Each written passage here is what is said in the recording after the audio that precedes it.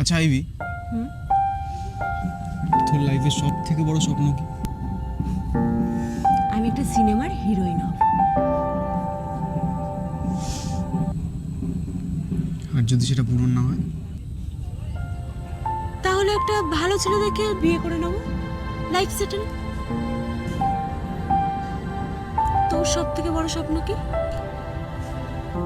তুই জানিস আমার মা কোনোদিনও প্লেনে ওঠেনি। আমার প্রথম ফ্লাইটে আমি আমার মাকে নিয়ে উঠতে চাই। আর সেটা যদি পূরণ না হয় তখন তুই কি করবি?